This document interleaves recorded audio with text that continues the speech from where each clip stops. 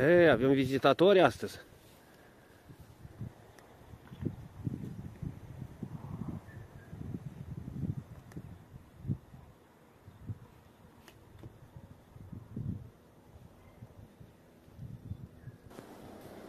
Stați cu minți, să spării.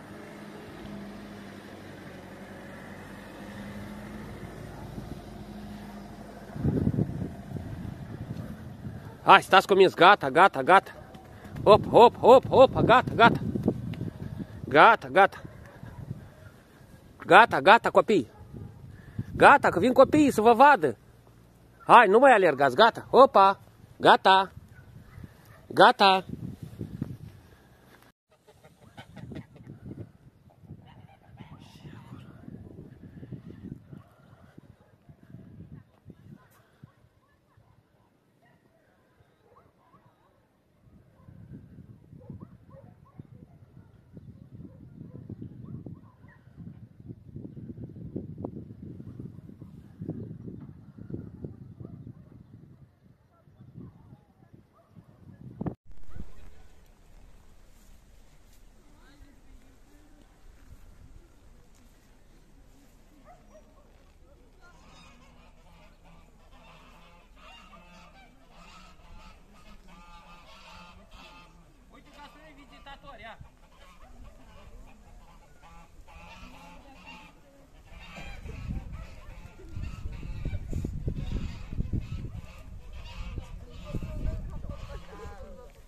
Costeluș, hai, vină coace.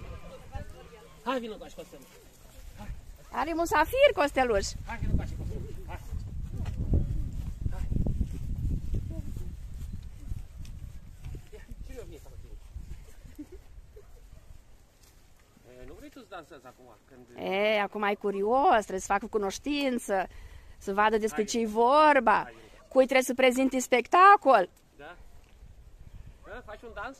Uite, au venit elevii de clasa 8-a la voi. Trebuie să-i salutăm. E stresat acum? Și ce atenți stau. Nu sunt obișnuiți cu un grup așa mare de persoane. Nu știu cum dansează Costeluș, nu? Da. Ei dansează când nu stresează, așa când stresați îi stau sperioși.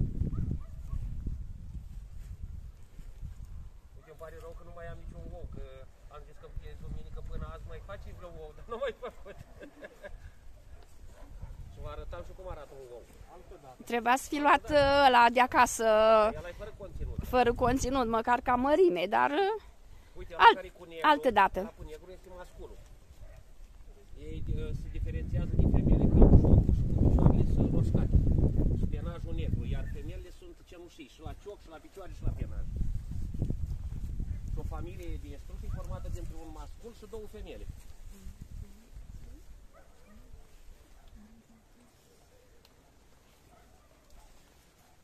Cât trăiește un strus, voi știți? Nu știți? 12. Cât? 12. 70.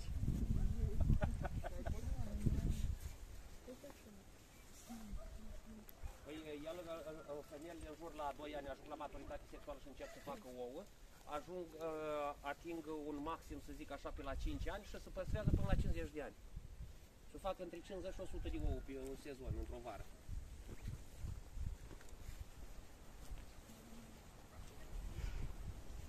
Astea struți africani. Câte specii sunt? Mai multe, dar vreo 3 așa care se mai răspândit. Iemul și Nandu.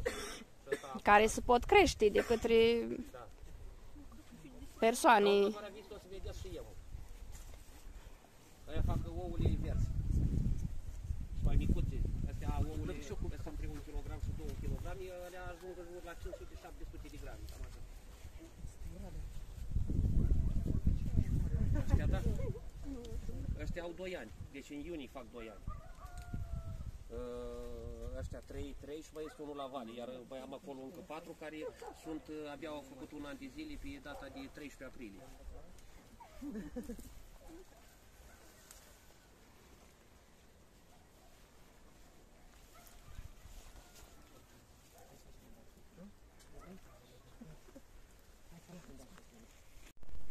trebuie să le luați odată. Da, trebuie să le furi. Da, da, da. E și o oră cumva. Da. Până la urmă îți lasă. Da, fără de...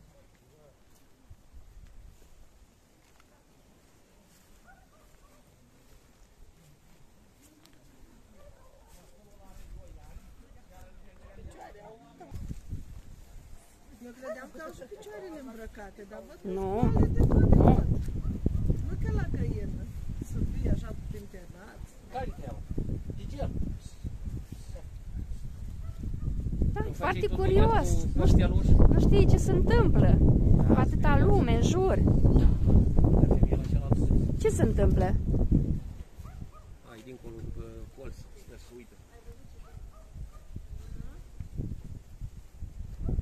Hai, aveți vizitatori, aveți musafiri.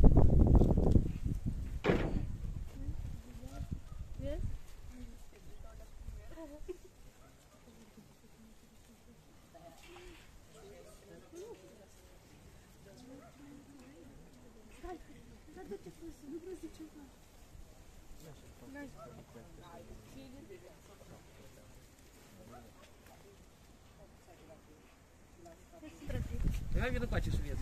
Tu, Sandra. Uite, în primul rând, acolo lucernă, verdeață, lor le place foarte toată ziua, dacă le leși pe să le răzi pe aici, slobos, nu mai trebuie altă mâncare, toată ziua să ciugulească. Și uite ce le dau, ia vină.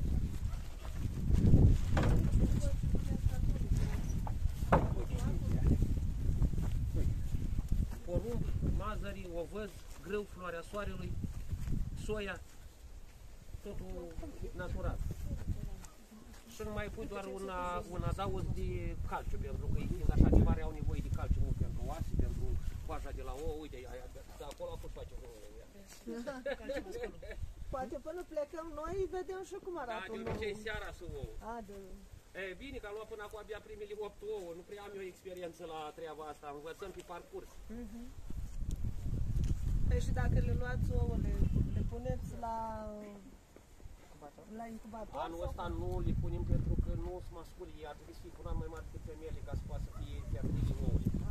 Și la anul viitor poate da, dar anul ăsta mai mâncăm cu omletă, mâncăm un ochi, mai facem Păi o chiar eram prăjitură. curioasă, ce puteți face că sunt mari ouăle? Ce să... Trebuie tigaie mari, am Păi încercat asta noi e. și am făcut oi, Am dar văzut ceva. iese frumos, așa de 3 cm și nu pot să-mi facem tigaie, trebuie să-l pui undeva la cuptor. Păi asta e, că trebuie să poată fi gătit cumva. La omletă întins, într-o tavă, în ceva, nu-i problemă. Bine, că nici ele nu fac ouăle chiar mari acum, că ele sunt micuțe, 1 kg 300, 1 kg 400, dar asta ajunge la 2 kg. Da. Când sunt ele mature, așa. Da, da, da, da, da. Acum să năpârlesc.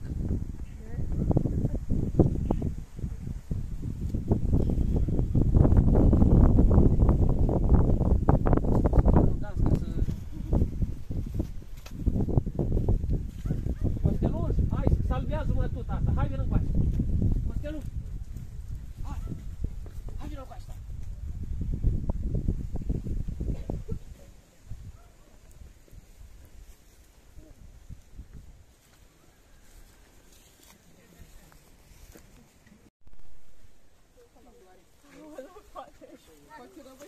Stai, Paolo, cu minte.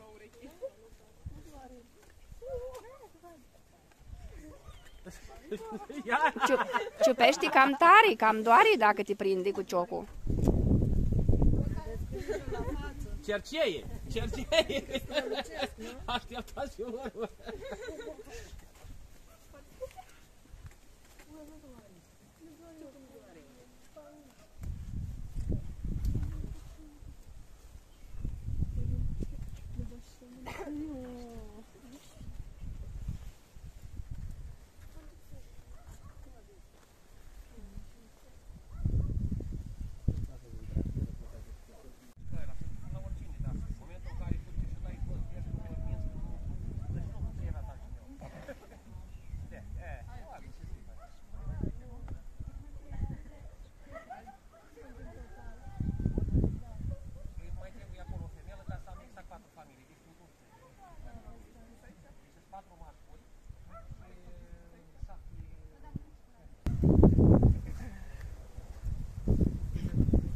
El vrea să vadă dacă e de mâncare. Vori sacoșa.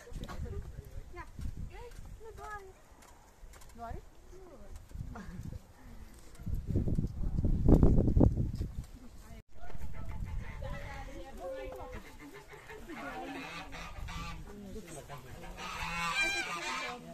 Ce ați descoperit acolo? Iepuri. Iepuraș ăia pleci? Am să dau mă.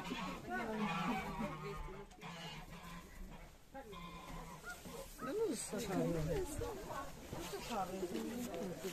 Închideți acolo. Și au și urechile lăsate.